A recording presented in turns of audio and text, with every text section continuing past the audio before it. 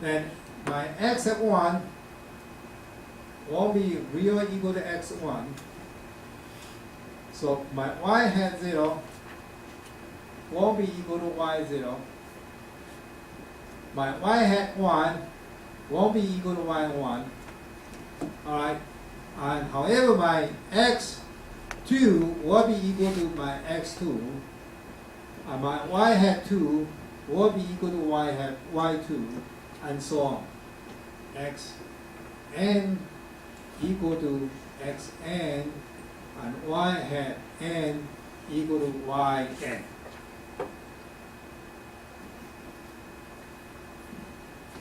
Right? Agree? Let's prove that. So using my state estimator, although my initial condition is 0, 0, which is different from the real one, I don't know, then I got this. Matter of fact, the same thing, if I change my x0 equal to any number y minus 1, for example, or 100, or anything, you can any arbitrary number. Then you will find out exactly the same thing happened here. That means the x hat 0 won't be equal to x0, although this, if this one, x hat 0 won't be different from that. And x hat 1 won't be equal to x1, and y0 won't be equal to y0, y hat won't be equal to y0. But however, after 2 steps, they're all identical. This is show you the power of state estimate. The state estimate will give you true value after 2 steps. For example, this problem. Only 2 steps. Time steps, 0 and 1. After 2 time steps, look at this. It's all identical. I'm talking about theorem. This is a theorem. This is because I choose the right G. My G is correct. 0 minus 1. All right. That's the state estimate. So, if you want to estimate your state, for example, like this, you want to estimate your state, you can use state estimator. To estimate the state, you don't measure. So this has become the true value. The true value.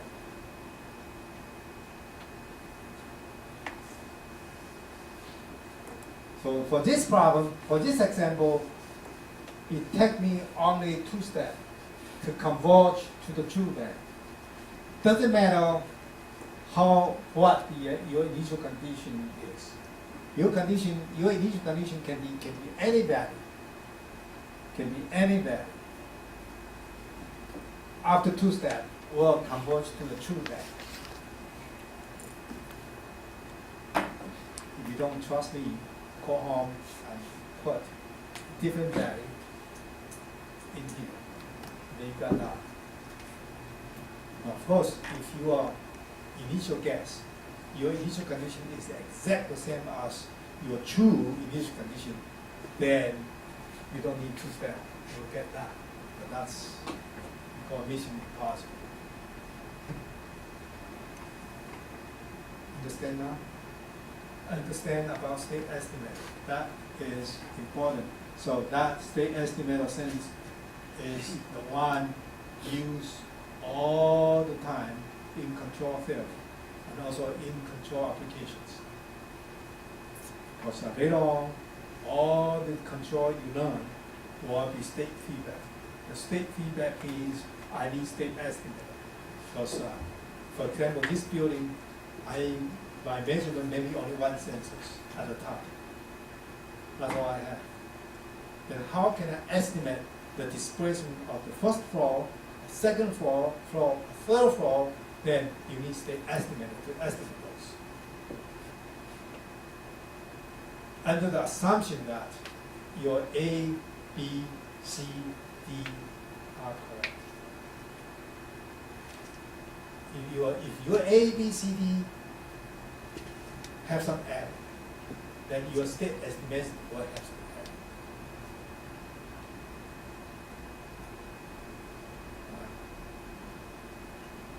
So that's the power of state estimations. Okay, now we understand about this. After we understand about this, then what is the next? The next thing is, how do we compute G? There are many different methods to do that.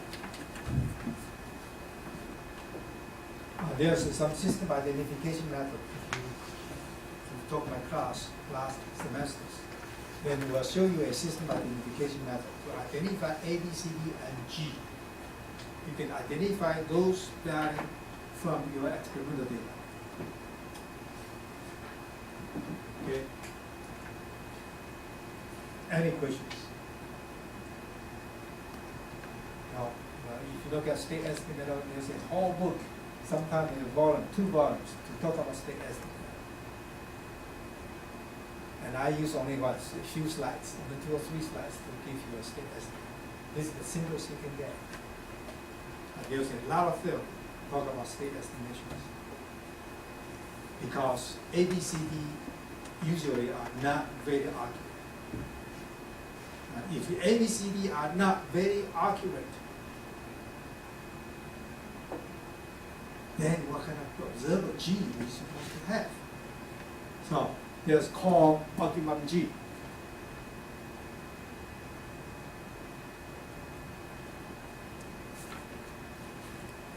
It's called, we are then called optimum G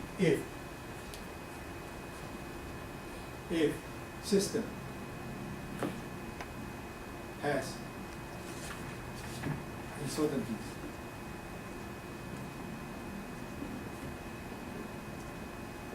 And measurement error.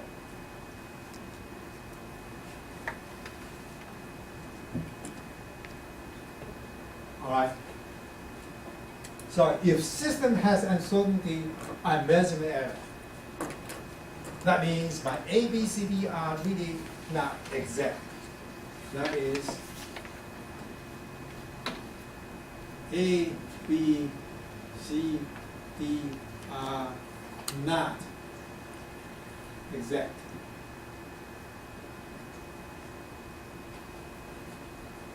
I say exactly determined.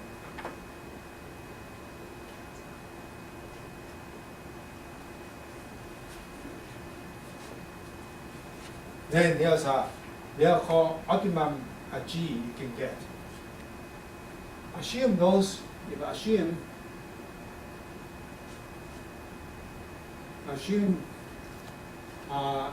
uncertainties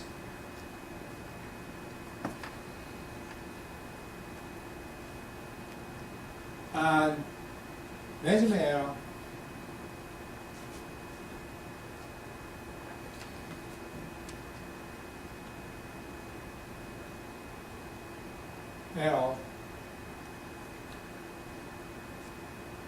are white. What we call random and white. Random and white are white and Gaussian.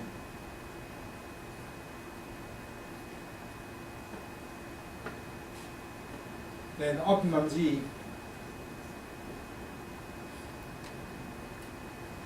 that's called common filter.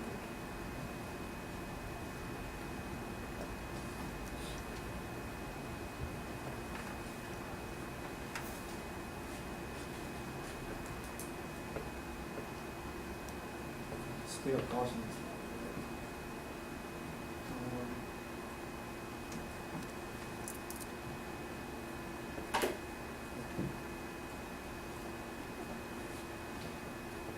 So, you might hear about common field, the common field.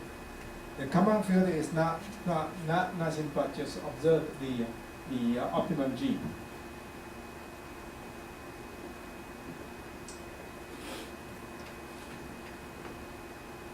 That's not quite so easy, but I just simply explain to you about this. there's some input uncertainty and measurement uncertainties. It's not really the ABCD uncertainties. That we can interpret this way. All right, that's what we call common field.